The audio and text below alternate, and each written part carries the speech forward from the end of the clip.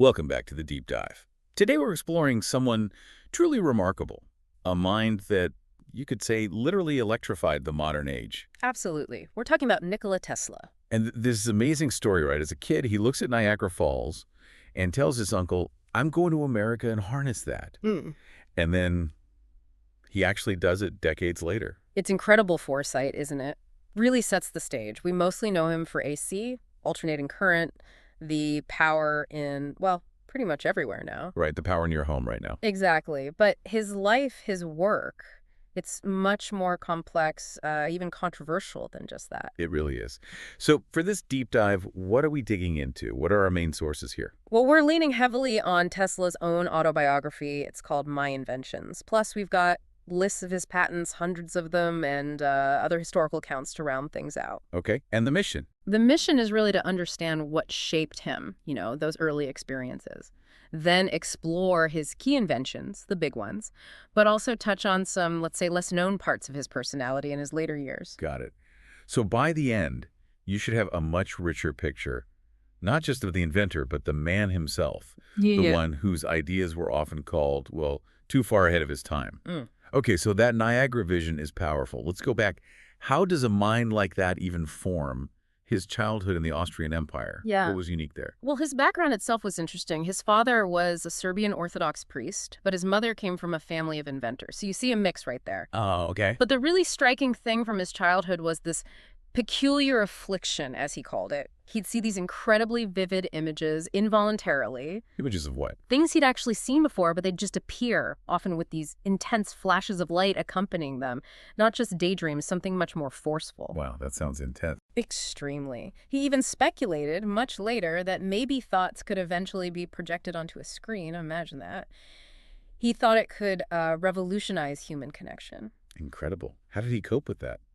As a child, that must have been quite frightening, or at least disruptive. He developed this technique, mental travels, he called it. He'd consciously create images of new places, cities, countries in his mind, like build whole worlds. Pretty much. He'd live there mentally, meet people, form friendships.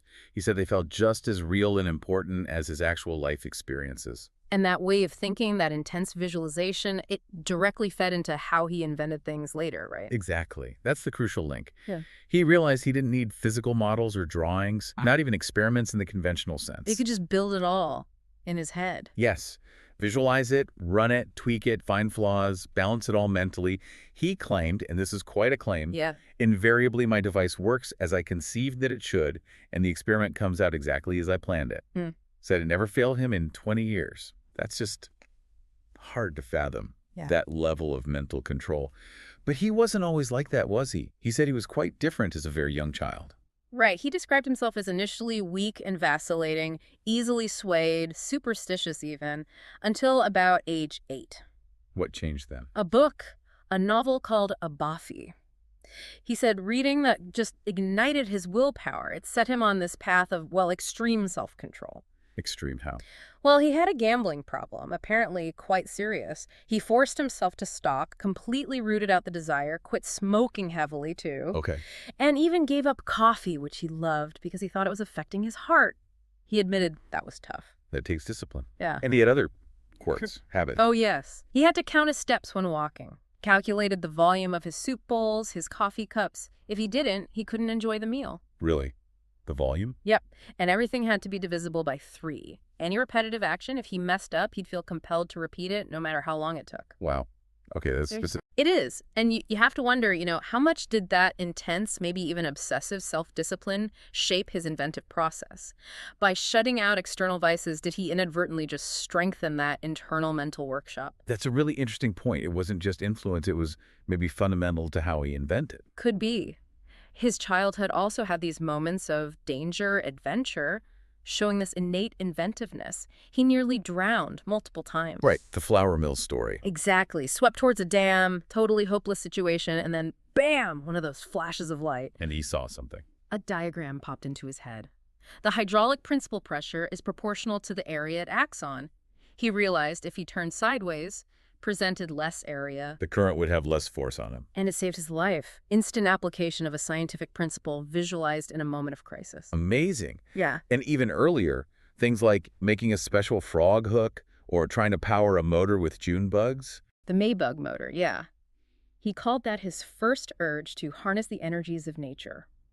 It shows that drive was there right from the start, observing, tinkering, trying to control things. So that drive was constant. Which loops back to that Niagara Falls vision, doesn't it? After they moved to Gospich, there was that awkward church incident. Oh yeah, ripping the ladies' dress train. He was apparently mortified, kind of an outcast for a bit. But then the fire engine. Redemption. The town gets a new fire engine, big demonstration, and no water. Experts are baffled. And Tesla steps in. Yep. Doesn't know the theory, but instinctively wades into the river, finds the suction hose had collapsed, opens it up, water gushes out. Hero of the day. Just like that. Yeah. And it was around then, in Gospich, that he specifically told his uncle about Niagara Falls. I will go to America and harness its power. And decades later, his AC system is the system used there. It's just incredible. It really underscores how powerful and persistent his visions were, even when they seemed impossible to others, a real foreshadowing of his whole career, really. So, after these early years, he moves on to formal education, right? The real gymnasium. Yes, from age 10. Loved math and physics. Could visualize complex calculations, apparently. But interestingly, he hated freehand drawing. Even though his family was artistic. Right.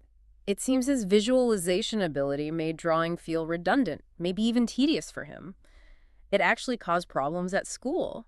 Professors worried he was working himself to death because he struggled with that one subject. And he started coming up with big ideas even then, though maybe not fully baked yet. Oh yeah, grand concepts, like a submarine tube to shoot mail across the ocean, or a giant ring around the equator for super fast travel. 1,000 miles an hour, he thought. Something like that. Visionary, definitely.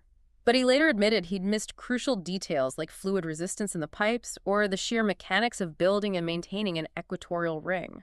So learning from the flaws in those early big ideas. Absolutely. Those failures, you could call them, were probably essential for refining that mental simulation skill. He learned to account for the practical stuff. Okay, so he's got this incredible mind, honing his skills, but then things take a dark turn in Budapest. He was 25. Yeah, a really severe nervous breakdown. Seems like it was triggered by intense overwork, financial stress, the usual suspects, maybe amplified. But the effects were unusual. Highly unusual. His senses became extraordinarily heightened, almost painfully so. What?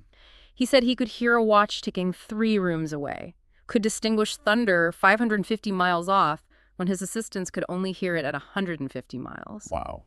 Felt vibrations intensely, like a carriage miles away shaking his whole body. Even described this weird, creepy sensation on the forehead when detecting objects in the dark from 12 feet away. Had to put rubber cushions under his bed legs just to sleep. That sounds absolutely torturous, like your whole nervous system is exposed. It sounds like it. But it was right in the middle of this period, this intense suffering, that the big breakthrough came. The rotating magnetic field. That's the one. He was walking, reciting Goethe's Faust, apparently, looked at the sunset, and boom, another flash. Not of light this time, but of insight. And he just saw it. Saw the solution, the rotating magnetic field. He literally grabbed a stick and drew the diagrams in the sand right then and there. Diagrams that would change everything for AC power. Exactly. It solved the problem of how to make an AC motor run continuously, which everyone thought was impossible, using offset circuits. That was the key. It's this strange paradox, isn't it? Profound suffering leading to profound insight. Truly. So after Budapest, things started looking up. He went to Paris. He did. Got a job with the Continental Edison Company. And there's a funny story he tells about installing a lamp. Oh, the German efficiency anecdote. That's it. Just trying to decide where one simple lamp should go involved like 4 levels of engineers and inspectors all the way up to some high official just to approve the spot Tesla had marked initially. Bureaucracy versus intuition. Pretty much sums it up. You can see how experiences like that might have pushed him towards wanting more independence later on. Makes sense. And it was in Paris that someone suggested he go to America. Yeah, Charles Batchelor, one of Edison's key assistants, saw his potential and encouraged him to go work directly for Edison in New York, redesigning his DC dynamos. But even getting on the boat was dramatic. Well, completely. He apparently lost his money, his tickets, everything, right as the train was leaving for the port, managed to scramble aboard somehow, arrived in New York with just a few cents, some poems, calculations, a very near miss. Wow. Okay, so he makes it to New York, works for Edison. And that's when the famous War of the Currents kicks off. Right. Tesla, the champion of alternating current, AC, versus Edison, who was heavily invested in direct current, DC. And it got quite heated, didn't it? Very. Though it's interesting about the streetcars. Tesla's AC induction motor was initially tried, but they ended up using DC traction motors. Why was that? Because Tesla's early AC motor ran at a constant speed. Not ideal for streetcars that need to speed up, slow down, stop and start all the time. DC motors were better for that specific application then. Ah, okay. So even a brilliant invention had practical hurdles. Always. And the whole situation with Edison soured pretty quickly. Tesla felt cheated over promised bonuses, disagreements over AC. And he left? He left, yeah. And hit rock bottom financially, had to work as a ditch digger for a while just to survive. $2 a day. From redesigning Edison's machines to digging ditches, that's quite a fall. It shows the immense struggle involved in pushing truly disruptive tech against established interests. But thankfully, it didn't last forever. Investors saw the potential. They did. They helped him set up the Tesla Electric Company in Manhattan in 1886. And that's when the polyphase AC motor really got going. Patented in 1888. What made it such a game changer? Simplicity and efficiency. Unlike DC motors with their wearing brushes and commutators, Tesla's AC induction motor was robust, needed less maintenance, and was perfect for industrial applications. It really made large-scale electrification feasible. And the big public demonstration came at the Chicago World's Fair in 1893. Huge moment. Westinghouse used Tesla's AC system to power the entire exposition, and Tesla himself put on these incredible demonstrations. Wireless lighting. Yes. Lighting up gas discharge tubes wirelessly across a room using high voltage, high frequency AC. People were amazed, holding lamps that just lit up in their hands. That must have been mind-blowing back then. It really cemented AC's dominance, didn't it? It was a massive win for AC, showing its power and safety on a huge scale. And it showcased Tesla's genius with wireless energy, too, way ahead of the curve. Which brings us to maybe his most famous invention. The Tesla coil. Ah, yes, the classic. He showed it off in 1891. Essentially, it's a resonant transformer circuit. Okay, break that down a bit. How does it work, basically? Well, you use a power source to charge up a capacitor. Then, when the voltage gets high enough, it jumps an air gap, discharging that energy into another coil circuit, the resonant part. This creates these high-frequency, high-voltage oscillations. Which creates Big sparks. He eventually got discharges over 100 feet long, but it wasn't just for show. It was crucial for his experiments in electric lighting, X-rays, even early electrotherapy. A really versatile tool for exploring high-frequency phenomena. But he considered something else his best invention, didn't he? The magnifying transmitter. He did. Developed primarily during his time in Colorado Springs around 1899-1900. The goal was to generate truly enormous voltages, millions of volts.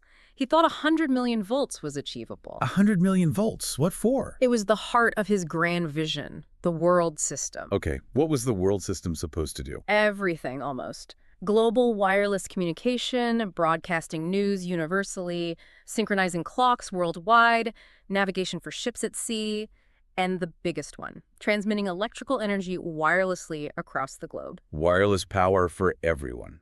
That was the dream. He talked about annihilating distance, making energy and information instantly available anywhere with no loss. Again, just incredibly far ahead of its time. And Wardenclyffe Tower was meant to be the first step. Exactly. The physical proof of concept on Long Island, funded initially by J.P. Morgan. It was huge, 187 feet tall, that big copper dome on top. Designed to transmit immense power wirelessly. That was the plan, but, well, it didn't happen.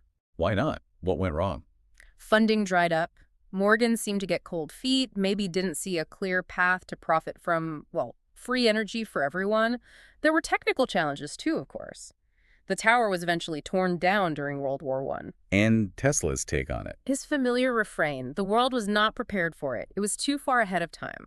Another dream that didn't quite materialize in his lifetime. And the failure of Wardenclyffe sort of overlaps with his battles over radio patents, particularly with Marconi. Right. It's a complex and often bitter story. Marconi got his famous patents, but initially the U.S. Patent Office rejected his 1900 application because it seemed to rely heavily on earlier work, including Tesla's 1897 patents. So Tesla had patents covering basic radio principles first. Yes, key elements like resonant circuits, antennas, grounding the foundations. But Marconi was brilliant at demonstrating practical long-distance transmission and, crucially, at commercializing it. And the legal fight went on for years. Decades, really. It finally reached the U.S. Supreme Court in 1943. And they ruled in Tesla's favor. Sort of. It's nuanced. The court essentially invalidated some of Marconi's key claims because of prior art, including Tesla's patents. They restored the priority of Tesla's and others' earlier patents. But crucially, they didn't declare Tesla the inventor of radio. It was more about patent priority for specific components. Okay, so recognition, but maybe not the full vindication he sought. And the ultimate irony. The decision came down months after Tesla had died. He never saw it. Another case of recognition coming too late. A recurring theme. Now, beyond the inventions, his life had other complexities. We should probably touch on some of his more controversial social views. Yes, and it's important here, as you said, to just report what's in the source material, his autobiography, without endorsing it. He did advocate for a form of eugenics. How did he phrase that? He felt that human pity interfered with what he saw as nature's ruthless workings. He argued for preventing the breeding of those he deemed unfit through sterilization and deliberate guidance of the mating instinct. That's quite jarring to hear now. It is. He even predicted that in a century, mating with someone considered eugenically unfit would seem as wrong as mating with a criminal. It's a stark view, reflecting some disturbing currents of thought from that era. Definitely. Yeah. Important to note, it was part of his worldview, however uncomfortable. He also had some unusual theories about cosmic pain. Yeah, this was a strange idea he had. He believed he'd feel this preemptive sense of grief or pain related to people who had wronged him or his work, and that those people would inevitably suffer misfortune afterwards, like a premonition of karmic justice almost. And his view of people as automatons. Right. He had this very mechanistic view of humanity, believed people were largely just complex machines responding to external stimuli, often completely unaware of their own internal workings. Which is fascinating, coming from someone with such a rich, almost overwhelming internal life himself. It really is. Perhaps seeing his own mind work with such predictable, to him, precision, made him view others through that same mechanical lens. Maybe it was his way of making sense of a world that often didn't align with his own intense experiences. That's a deep thought. It contrasts so sharply, though, with his later life, especially his connection with pigeons. Yes. In his final years, living alone in the New Yorker hotel, he developed this incredibly deep bond with the pigeons of the city. Especially one specific white pigeon. He said he loved her. As a man loves a woman, were his words. Said she loved him back. He'd feed them daily in the park, spent hours with them, spent money he barely had on special seed. Even nursed injured ones back to health. Absolutely. Brought them to his hotel room, built little supportive devices for them. It shows this incredibly tender, compassionate side, almost hidden beneath the intense intellect and the sometimes detached worldview. It really adds another layer to him. Yeah. And speaking of contradictions, his thoughts on war and peace evolved too, particularly regarding that magnifying transmitter. They did. Initially, he thought its potential for unlimited destructiveness would make war impossible, too terrible to contemplate, taking the personal element out, making it purely mechanical destruction. But he changed his mind. Later, yes. He seemed to shift towards believing that true peace wouldn't come from fear of destruction, but from connection, from that annihilation of distance via global communication and energy transmission, bringing people together, not just deterring them. He also argued strongly for the U.S. to stay independent, avoid foreign entanglements. So connection over deterrence became the path to peace, in his view. It seems that way. A more hopeful vision, perhaps. And despite the struggles, the controversies, the delayed recognition, his impact is undeniable. He did receive honors. Yes, the I.E. Edison Medal in 1916, a major award, and of course the unit of magnetic flux density, the Tesla, is named after him, a fundamental unit in physics. And his papers, his legacy. His archive is vast, over 160,000 documents. It's preserved by UNESCO in the Memory of the World program, recognizing its global significance. So wrapping this up, Tesla's journey is just extraordinary. From those childhood visions and afflictions, through intense self-discipline, groundbreaking inventions, he fundamentally altered our world. No question. The AC system he championed is still the global standard. His pioneering work in wireless technology underpins so much of our modern connected life. He really did see the future. He absolutely did. He tried to build it, even when maybe the rest of the world wasn't quite ready to plug in, so to speak. A perfect way to put it. His foresight remains incredibly relevant. Which leaves us, and you, with a final thought to chew on. Tesla had so many ideas deemed impossible, baffling, too far ahead, that later proved visionary or are still being chased today. So what concepts floating around now, dismissed as science fiction or just plain crazy, might just be waiting for their time, waiting for the world to catch up? Something to think about until our next deep dive.